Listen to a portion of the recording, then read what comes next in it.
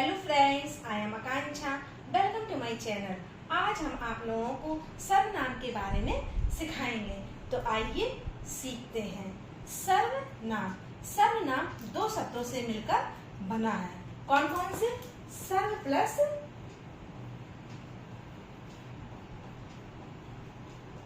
नाम। सर्व प्लस नाम। सर्व माने होता है सभी।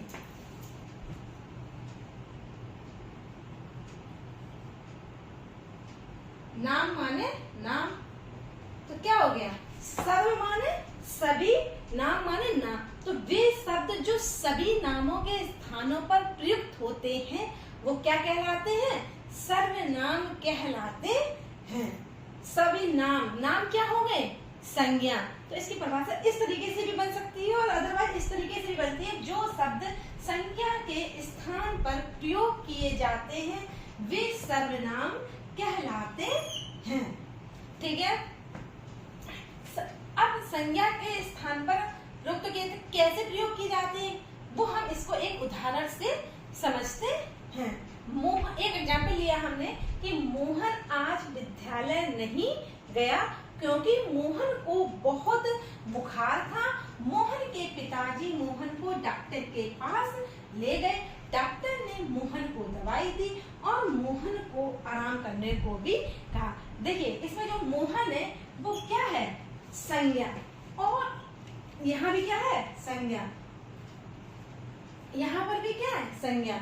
यहाँ पर भी क्या है? संज्ञा।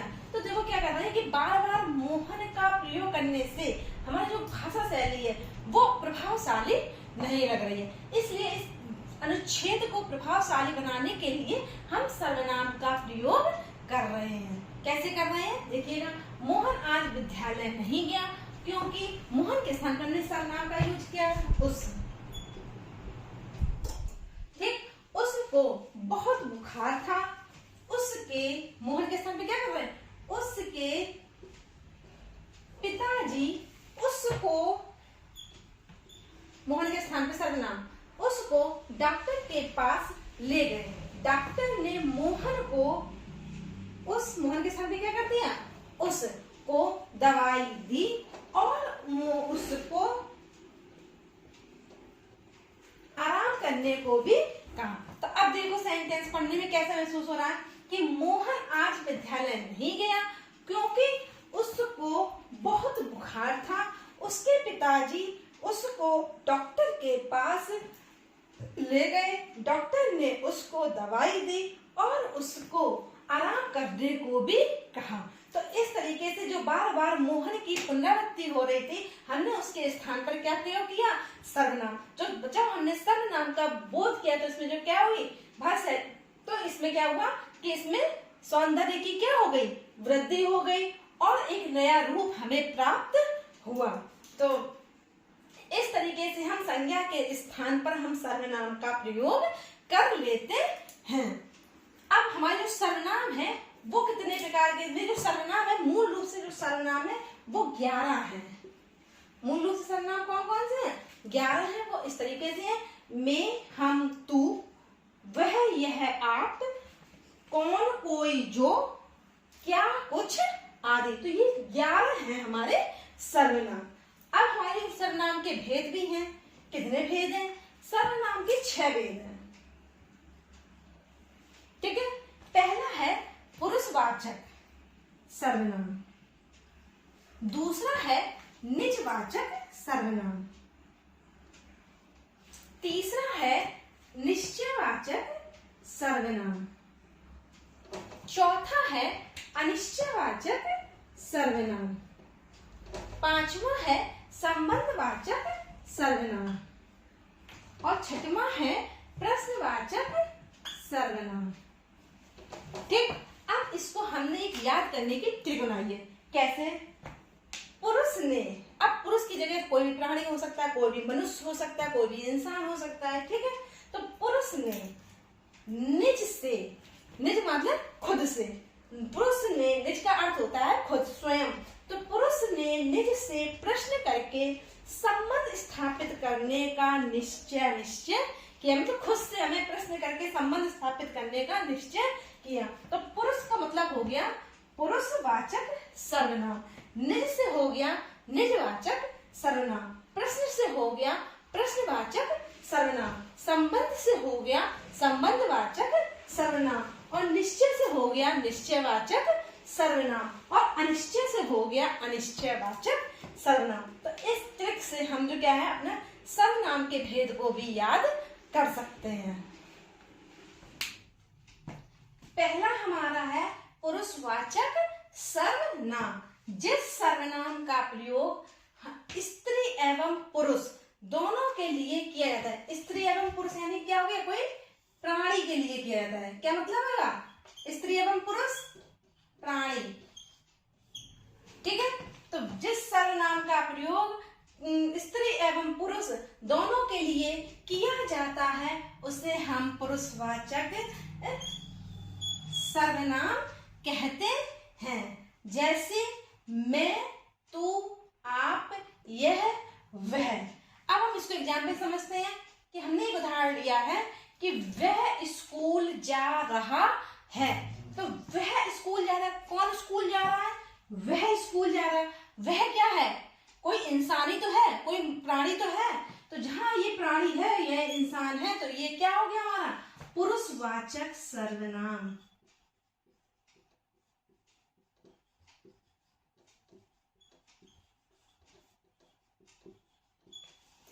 ठीक, अगला एग्जाम्पल है कि मैं घर जाना चाहती हूँ। मैं घर जाना चाहती हूँ यानी कि क्या है, प्राणी है। मैं यानी कि स्त्री एवं पुरुष दोनों के लिए किया जाता है अकॉर्डिंग टू माई डेफिनेशन।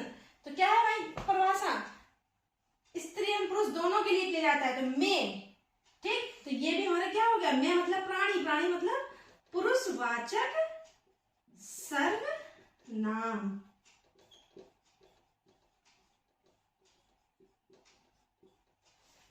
हमारा अगला आता है पुरुषवाचक सर्वनाम के भेद। पुरुषवाचक सर्वनाम के भेद में 3 सर्वनाम हैं, 3 है भेद। कितने भेद हैं, 3 भेद हैं। कौन कौन से हैं, पहला है हमारा उत्तम पुरुष, ठीक है, दूसरा है हमारा मध्यम पुरुष, और तीसरा है हमारा अन्य पुरुष। तो उत्तम पुरुष क्या होता है, बोलने वाले वक्ता को हम उत्तम पुरुष कहते हैं, जैसे कि मैं, ठीक है। तो ये जो बोलने वाले वक्ता हैं वो किस में आ जाएंगे, उत्तम पुरुष में। मध्यम पुरुष में कौन कौन से आते हैं, सुनने वाले श्रोता। एक होगा बोलने वाला तो दूसरा कौन होगा, सुनने वाला। मध्यम होगा, ठीक। तो एक बोलने वाला तो दूसरा सुनने वाला। तो सुनने वाले श्रोता को हम मध्यम पुरुष कहते हैं। और मध्यम पुरुष में क्या आ जाएंगे, आप या तू या तुम। तू की जगह तुम भी हो सकता है, ठीक है। तो अगला है अन्य पुरुष। अन्य जिसके संबंध में बात कही गई हो तो वो होता है हमारा अन्य पुरुष।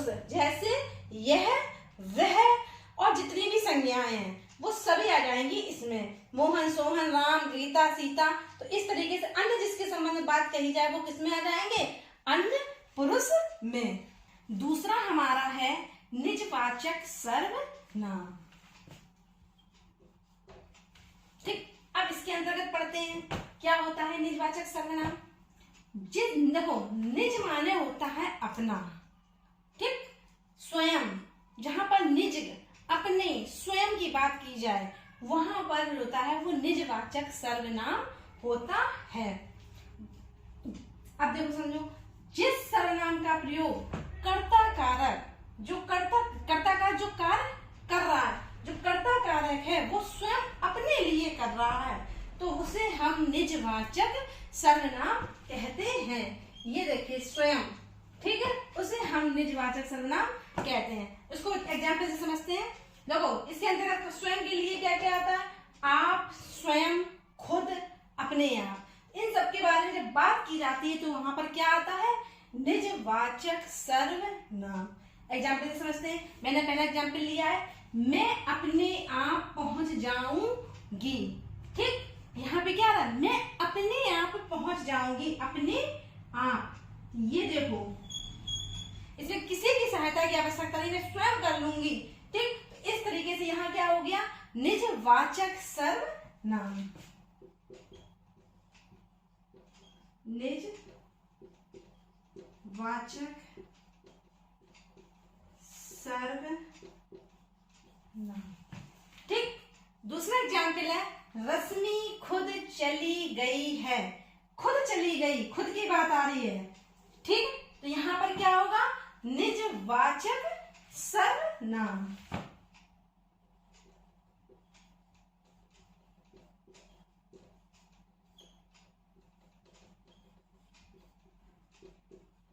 अगला एग्जाम्पल है, मैं स्वयं खाना खा लूंगी। यहाँ क्या हो रही है बात, स्वयं की बात हो रही है, यानी कि खुद की बात हो रही है। कर्ता कारक स्वयं के लिए कार्य कर रहा है, तो वहां क्या हो गया, निजवाचक सर्वनाम। तो यहां भी हो जाएगा क्या, निज वाचक सर्वनाम। अगला हमारा एग्जाम्पल है, वह स्वतः चला गया। स्वतः, तो यहाँ जो स्वतः है वो हमारा क्या हो जाएगा, निजवाचक सर्वनाम, क्योंकि कर्ता कारक किसके लिए कर रहा है, स्वयं के लिए। तो वो क्या कर रहा है, कर्ता कारक क्या है, वह क्या चल रहा है, चला गया, स्वतः चला गया। तो ये जो हमारा हो गया निजवाचक सर्वनाम।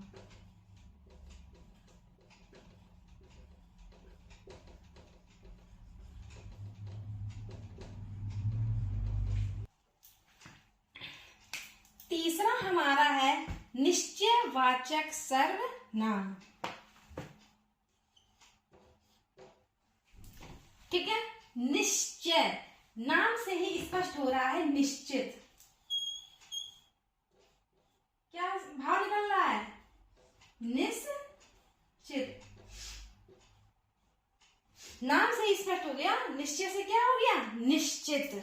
अब देखो हमारी परिभाषा, जिस सर्वनाम से किसी निश्चित व्यक्ति, वस्तु, घटना या कार्य का बोध हो उसे निश्चयवाचक सर्वनाम कहते हैं। निश्चित, ये देखो, ठीक, तो उसे हम निश्चयवाचक सर्वनाम कहते हैं। अब जैसे यह आ जाए वाक्य में तो वह हो जाएगा निश्चयवाचक सर्वनाम। वह आ जाए तो ये भी क्या हो जाएगा, निश्चयवाचक सर्वनाम। ये आ जाए तो भी क्या हो जाएगा, निश्चयवाचक सर्वनाम। और वे आ जाए तो उसमें भी क्या हो जाएगा, निश्चयवाचक सर्वनाम। अब हम इसको एक उदाहरण के द्वारा समझते हैं। मैंने एक एग्जाम्पल लिख रखा है, ये मेरे भैया हैं और वे मेरे चाचा हैं। ये मेरे भैया हैं, तो इससे क्या हो रहा है, एक निश्चितता का बोध हो रहा है।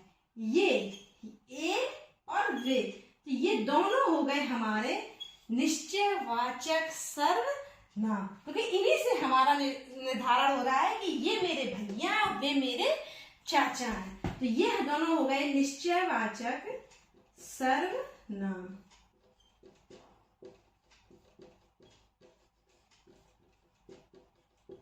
ये भी हमारा हो गया निश्चयवाचक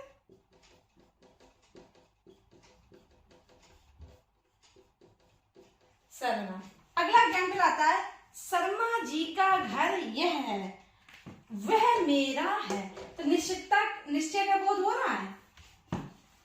ठीक है, यहाँ भी वह से क्या हो रहा है, एक निश्चितता का बोध हो रहा है। तो इन दोनों में भी क्या हो जाएगा, निश्चयवाचक सर्वनाम।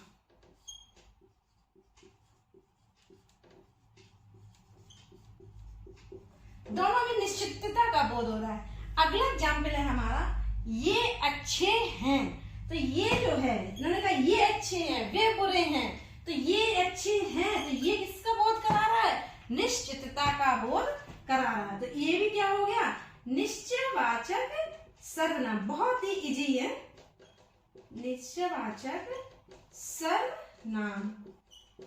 अगला एग्जाम्पल है हमारा, वह मेरी सहेली है या वह मेरी पक्की सहेली है। तो इसमें वह जो क्या कर रहा है, एक निश्चितता का बोध करा रहा है। तो ये भी हमारा क्या हो गया, निश्चयवाचक सर्वनाम।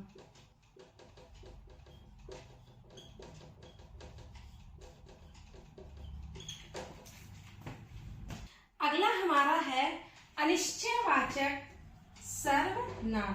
नाम से ही स्पष्ट हो रहा है, आ माने नहीं, निश्चय माने निश्चित, जो निश्चित ना हो, निश्चित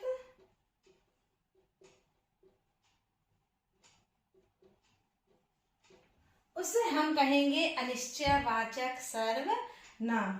देखिएगा, जिस सर्वनाम से किसी निश्चित व्यक्ति, वस्तु, घटना या कार्य का बोध नहीं हो पाता है उसे अनिश्चयवाचक सर्वनाम कहते हैं। किसी का भी बोध नहीं हो पाता उसे हम अनिश्चयवाचक सर्वनाम कहते हैं। जैसे वाक्य कोई, किसी, कुछ, अगर वाक्य में कोई आ जाए तो वहां पर हमेशा अनिश्चयवाचक सर्वनाम होता है। अगर वाक्य में किसी आ जाए तो वहां पर अनिश्चयवाचक सर्वनाम होता है। अगर वहां पर कुछ आ जाए तो वहां पर क्या होता है, अनिश्चयवाचक सर्वनाम। अब हम इसको उदाहरण के द्वारा समझेंगे। पहला हमारा उदाहरण है, मोहिना के साथ कोई खड़ा है। कोई शब्द आया, कौन खड़ा है पता नहीं, तो कोई शब्द हो गया, वो क्या हो गया, अनिश्चयवाचक सर्वनाम।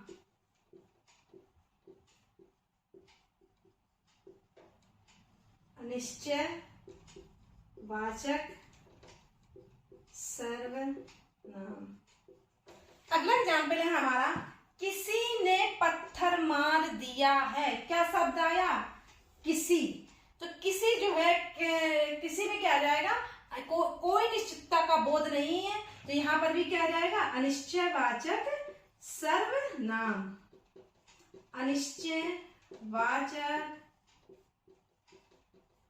सर्वनाम, ठीक है। अगला एग्जाम्पल है, दूध में कुछ गिरा है।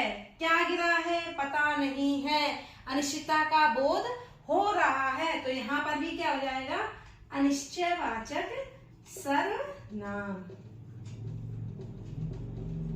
अनिश्चयवाचक सर्वनाम। अगला एग्जाम्पल है, कोई आया था। कौन आया था पता नहीं, कोई आया था, कोई निश्चितता का भाव नहीं है, तो यहां पर भी क्या हो जाएगा, अनिश्चयवाचक सर्वनाम।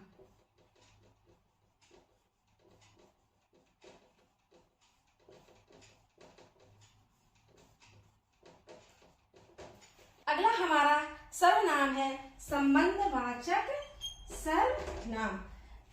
नाम से ही स्पष्ट हो रहा है, संबंधवाचक सर्वनाम। संबंध मतलब दो लोगों के बीच में संबंध, यानी कि किनके सर्वनाम, दो संबंधवाचक सर्वनाम, यानी कि दो सर्वनामों के बीच में संबंध, यानी कि वही क्या हमारा हो गया, संबंधवाचक सर्वनाम। इसको देखो, जब एक सर्वनाम दूसरे सर्वनाम के साथ संबंध स्थापित करता है तो वहां संबंधवाचक सर्वनाम होता है। जैसे जो सो, जिसकी उसकी, जो वह, आदि, ठीक है। यानी कि जब हम वाक्य में जो सो आए तो वहां पर क्या हो जाएगा, संबंधवाचक सर्वनाम। यदि वाक्य में जिसकी उसकी आ जाए तो वहां पर क्या होता है, संबंधवाचक सर्वनाम। और जहां पर जो वह आ जाए तो वहां पर भी क्या हो जाएगा, संबंधवाचक सर्वनाम। यानी कि जो ये दो क्या है, सर्वनाम, तो इन दोनों के बीच में संबंध हो तो वो क्या हो जाएगा, संबंधवाचक सर्वनाम। अब देखो इसको हम एग्जाम्पल से समझते हैं। हमने एक वाक्य लिखा है, जो नृत्य कर रही है वह मनु की बहन है। तो जो वह जो है वो क्या कर रहा है, इन दो वाक्यों को जोड़ रहा है, और जो है वो किससे संबंधित है, वह से संबंधित है। तो यहाँ पर क्या हो जाएगा, यानी जो नृत्य कर रही है वह मनु की बहन है, यानी कि जो और वह आपस में कौन सा संबंध कर रहे हैं, संबंधवाचक सर्वनाम।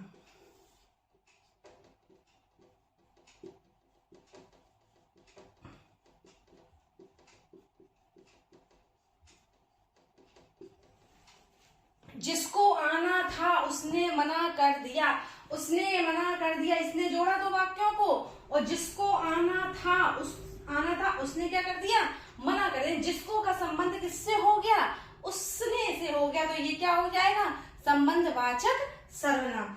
अगला एग्जाम्पल है जैसा कहा था वैसा कर दिखाया, यानी जैसा का जो संबंध है तो वह किससे संबंधित है, वैसा से। तो ये भी हो गया क्या हमारा संबंधवाचक सर्वनाम। अगला हमारा एग्जाम्पल है जो जागे सो पावे, यानी कि जो का संबंध किससे हो गया, सो से हो गया। तो ये भी इन दोनों के बीच में क्या संबंध हो गया, संबंधवाचक सर्वनाम। अगला एग्जाम्पल है जिसकी लाठी उसकी भैंस, यानी कि जिसका का संबंध किससे हो गया, उसके से हो गया। तो ये हमारा क्या होगा, यानी जिसकी लाठी उसकी भैंस, यानी जिसका का संबंध किससे है, उसके से, और लाठी का किससे है, भैंस से। तो इस प्रकार ये दो सर्वनामों के बीच जो संबंध हुआ उसे हम क्या कहेंगे, संबंधवाचक सर्वनाम। अगला और लास्ट है हमारा प्रश्नवाचक सर्वनाम। देखिए प्रश्न से ही स्पष्ट हो रहा है जो सर्वनाम प्रश्न करे वही क्या हो गया, प्रश्नवाचक सर्वनाम। ठीक है, तो जिस सर्वनाम से प्रश्न का बोध होता है उसे प्रश्नवाचक सर्वनाम कहते हैं। जैसे कौन, क्या, किन्हें, किस, कौन सा आदि। यदि वाक्य में अगर कौन शब्द आ जाए तो वहां पर प्रश्नवाचक सर्वनाम होता है। यदि वाक्य में क्या आ जाए तो वहां पर भी क्या आएगा, प्रश्नवाचक सर्वनाम। यदि वाक्य में किन्हें आ जाए तो वहां पर भी क्या आ जाएगा, प्रश्नवाचक सर्वनाम। यदि वाक्य में किस आ जाए तो वहां पर भी क्या होगा, प्रश्नवाचक सर्वनाम। यदि वाक्य में कौन सा आ जाए तो भी क्या हमारा होगा, प्रश्नवाचक सर्वनाम। अब हम इसको उदाहरण से समझते हैं। पहला हमने उदाहरण लिया, तुम क्या लिख रहे हो, तो वाक्य में क्या आया, क्या, ये क्या हो गया, मेरा प्रश्न हो गया। तो ये हमारा हो गया प्रश्नवाचक सर्वनाम। दूसरा हमारा एग्जाम्पल है वहां कौन सो रही है, यहाँ पे क्या आ गया, कौन, कौन प्रश्न आ गया। तो ये हमारा हो गया प्रश्नवाचक सर्वनाम। अगला हमारा है तुम्हें क्या चाहिए था, तो क्या जो आया ये हमारा क्या हो गया, प्रश्नवाचक सर्वनाम।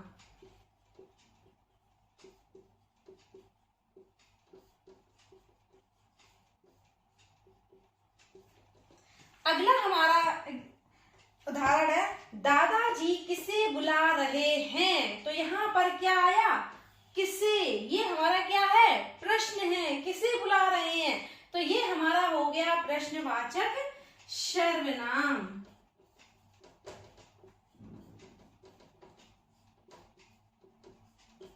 इसी तरीके से अगला एग्जाम्पल है तुम कैसे आए, तो यहाँ पर क्या आया, कैसे शब्द आया, और कैसे जो आया वो क्या है, प्रश्नवाचक सर्वनाम।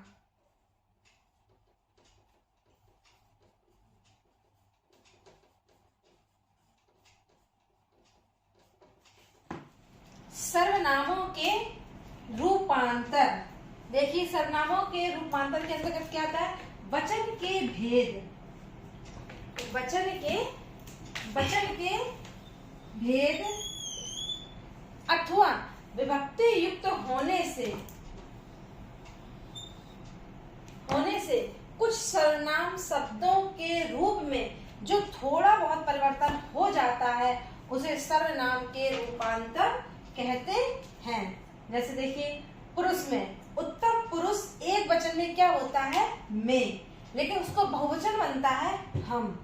उसी प्रकार मध्यम पुरुष एक वचन में होता है तू, लेकिन बहुवचन बन जाता है तुम। अन्य पुरुष में यह बनता है एक वचन में, लेकिन इसका बहुवचन बनता है ये, और वह बनता है एक वचन में लेकिन उसका बहुवचन बनता है वे। अब है अगला विभक्ति युक्त रूप, विभक्ति युक्त रूप। ठीक है, इसका हमने क्या लिए, सर्वनाम। सर्वनाम क्या है, मैं, हम, तुम, वह, वे, आप, तू, यह, कौन, कोई, जो। ठीक है, यहाँ पे ये है कर्ता कारक। ठीक है, तो कर्ता कारक में क्या बनता है, मैं, मैंने। क्या होता है, कर्ता ने, तो मैं, मैंने, हम का हम, हमने, तुम का तुम,